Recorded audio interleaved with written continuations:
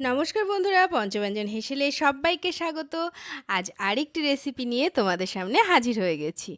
আজকে দেখেই বুঝতে পারছো কিছু একটা চপের রেসিপি। হ্যাঁ বন্ধুরা, সন্ধেবেলায় মনটা অবশ্যই বলে, তাই না, যে একটু চপ সিঙ্গারা চপ সিঙ্গারা। তো তার জন্য আজকে একটা চপের রেসিপি নিয়ে চলে এসেছি। তো অবশ্যই যারা যারা এখনও পর্যন্ত পঞ্চব্যঞ্জন হেসেলটাকে সাবস্ক্রাইব করোনি তারা ঝটপট করে একটু সাবস্ক্রাইব করে দাও নতুন নতুন রেসিপি পাওয়ার জন্য। আর অবশ্যই বেল আইকনটি প্রেস করে রাখবে, তাহলে যখনই আমি কোনো রেসিপি তোমাদের সঙ্গে শেয়ার করব তখন সব থেকে আগে তোমাদের কাছে তার নোটিফিকেশন পৌঁছে যাবে। তো চলো, আজকে আমি করছি মোচার চপ। তো মোচার চপ অনেকেই অনেকভাবে করে থাকো বা খেয়েও থাকো। তা আজকে আমি কী পদ্ধতিতে করি সেটাই তোমাদের সঙ্গে শেয়ার করছি। দেখো, প্রথমেই মোচার খোলাগুলোকে ছাড়িয়ে নিচ্ছি, কিন্তু ফুলগুলো কিন্তু মানে পুরো ডান্টির সঙ্গেই লেগে থাকবে। এইভাবে ছাড়াতেও যেমন সুবিধা হয়, আর তার সঙ্গে সঙ্গে কাটতেও কিন্তু ভীষণ সুবিধা হয়। তো যেগুলো বাছার সেগুলো বেছে ফেলে দিয়েছি। এবার একটা পাত্রে জল আর হলুদ নিয়ে নিয়েছি, তার মধ্যে মোচাটাকে কেটে খানিকক্ষণ ভিজিয়ে রেখে দেবো। তাতে কষটা অনেক বেরিয়ে যায় আর মোচার রঙটা ভালো থাকে এই হলুদটাকে দেওয়ার জন্য। তো দেখো, তারপরে আমি আরেকবার ধুয়ে নিয়েছি। ধুয়ে নেওয়ার পরে এটাকে এবার আমি সেদ্ধ করতে বসাবো। আর সেদ্ধ করার সময় আমি আবারও একটুখানি হলুদ দেবো, যাতে এই মোচার রঙটা একটু ভালো থাকে। মোচাটা সেদ্ধ করার পরেই দেখা যায় যে কালো হয়ে যায়। তো সেই কারণে যদি একটুখানি হলুদটা দিয়ে দেওয়া হয় তাহলে কিন্তু মোচার রঙটা কিন্তু বেশ ভালো থাকে। আর তার সঙ্গে দিয়ে দিলাম পরিমাণ মতো লবণ।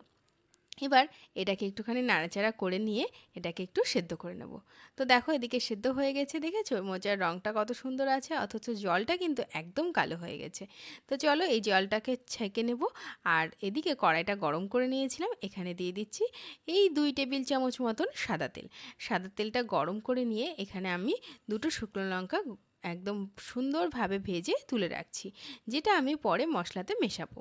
তারপরে এখানে একটা বড় মাপের পেঁয়াজকে একদম মিহি করে কুচো করে রেখেছি, মানে অর্থাৎ বলতে পারেন কিমার মতন করে রেখেছি। এবার এটা ভাজা হয়ে গেলে এখানে 1 টেবিল চামচ আমি রসুন থেতো করে রেখেছিলাম একটু লবণ দিয়ে, সেটাকে দিয়ে দিলাম, যেটা পেঁয়াজ এবং রসুনের মতনই লবণটা রয়েছে। এবার এই রসুনটা দেওয়ার পরেও বেশ খানিকক্ষণ নাড়াচাড়া করে কষিয়ে নেব, যাতে রসুনের কাঁচা গন্ধটা বেরিয়ে যায়। তারপরে দিয়ে দিচ্ছি আর একটু লবণ, তার সঙ্গে দিয়ে দেবো এখানে পরিমাণ মতন হলুদ। এই লবণটা কিন্তু দিচ্ছি পরে আলু যে সেদ্ধটা পড়বে সেই সব অনেক কিছু মশলা এবং মোচার থেকেও লবণটা বেরিয়ে গেছে সেই লবণটার জন্য। তার সঙ্গে হলুদ গুঁড়ো গেছে, মিট মশলার গুঁড়ো, ধনের গুঁড়ো, জিরের গুঁড়ো, আর লাস্টে দিলাম একটু ভাজা মশলার গুঁড়ো, যেখানে জিরে, ধনে, তেজপাতা, শুকনো লঙ্কা এই সমস্ত মশলাগুলোকে দিয়ে একসঙ্গে ড্রাই রোস্ট করে এই মশলাটাকে আমি গুঁড়ো করে রাখি। তারপরে মশলাটা কষানো হয়ে গেলে জল ঝরানো মোচাটা দিয়ে দিলাম। এবার এই মোচাটাকে দিয়েও বেশ খানিকক্ষণ নাড়াচাড়া করে নেব, বা বলতে পারেন কষিয়ে নেব। অর্থাৎ যতক্ষণ জলটা না শোকাচ্ছে ততক্ষণ পর্যন্ত আমরা এটাকে নাড়াচাড়া করে নেব। আর যেহেতু আগের লবণটা অনেক কম দিয়েছিলাম মোচা যখন সেদ্ধ করেছি, এই লবণের ফলে কিন্তু মোচার থেকে অনেকটা পরিমাণ জল বেরিয়ে যাবে। জল শুকিয়ে গেলে দিয়ে দেবো এখানে কাঁচা এবং পাকা আমি দুটো কালারেরই লঙ্কা একসঙ্গে কুচি করে দিলাম। ঝালটা অবশ্যই আপনারা আপনাদের স্বাদ অনুসারে ব্যবহার করবেন। তারপরে দিয়ে দিচ্ছি এখানে সেদ্ধ করে রাখা ম্যাশ করা আলু। এটাকে দিয়ে আবারও বেশ খানিকক্ষণ সুন্দরভাবে কষিয়ে নেব। আর এখানে আমি আদার ব্যবহার করিনি। আমি বেশিরভাগ ক্ষেত্রে কলার যে কোনো মানে রেসিপিতেই আমি আদাটাকে ব্যবহার করি না, কারণ কথাতেই বলে আদায় এবং কাঁচকলায় সম্পর্ক। তো সেই কারণে আমি বেশিরভাগ ক্ষেত্রে কিন্তু ব্যবহার করি না।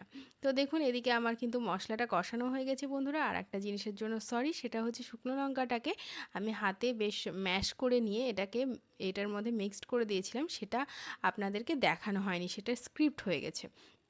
তারপরে মশলাটা ঠান্ডা হয়ে গেলে হাতের মধ্যে এরকমভাবে গোল গোল করে আমি এখানে গোল শেপটাই দিচ্ছি। আপনারা চাইলে ডিম্বাকার বা যে কোনো শেপ কিন্তু আপনারা দিতে পারেন এই চপগুলো। তবে আজকে চপ যেহেতু করছি, চপটা গোলই ভালো লাগে, তো সেই জন্য গোল গোল করে সুন্দর করে চপগুলোকে আমি তৈরি করে নিচ্ছি। চপগুলো তৈরি করে নেওয়ার পরে আমি একটা ব্যাটার তৈরি করে নেব। তো এদিকে দেখুন, আমার কিন্তু চপগুলো সব তৈরি করা হয়ে গেল প্রায়, আর একটা বাকি আছে। তো এবার আমরা ব্যাটারটা তৈরি করে নিচ্ছি। তার জন্য এখানে প্রথমে আমি এখানে বেসন নিচ্ছি। বেসনটা এখানে আমি ছোলার ডালের বেসন নিয়েছি।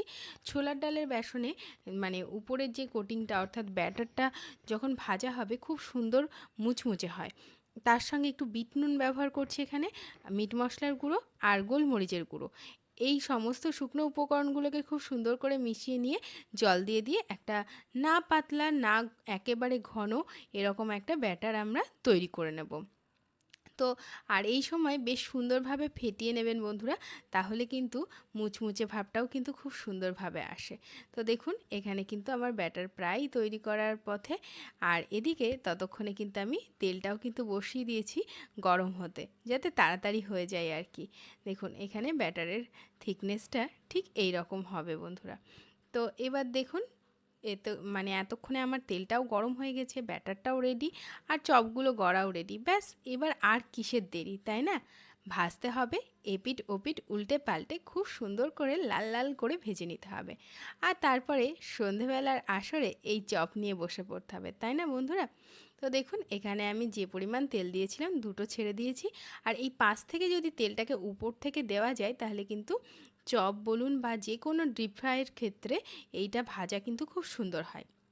তো একদিকে আমি উল্টে দিয়েছিলাম, আবারও এপিঠ ওপিঠ করে নিয়ে এই যে সুন্দর করে লাল লাল করে তুলে নিলাম চপগুলোকে। আর এই একই পদ্ধতিতে কিন্তু বাকি চপগুলোও কিন্তু আমি ভাজতে থাকবো। তো সন্ধেবেলায় মুড়ির সঙ্গে হোক বা চায়ের সঙ্গে হোক বা কফির সঙ্গে হোক, যার সঙ্গেই আপনি ঘরে এই চপটা তৈরি করে দেবেন, একদম কিন্তু সন্ধেবেলার আসরটা একদম জমে ক্ষীর হয়ে যাবে। তো আজকের রেসিপি আপনাদের কাছে কেমন লাগলো অবশ্যই জানাবেন। ভালো লাগলে লাইক শেয়ার কমেন্ট করতে একেবারে ভুলবেন না। আপনাদের কমেন্ট থেকে কিন্তু আমরা অনেক বেশি উৎসাহ পাই। তো অবশ্যই কিন্তু জানাবেন। তো আজকের মতো এই পর্যন্তই। টাটা।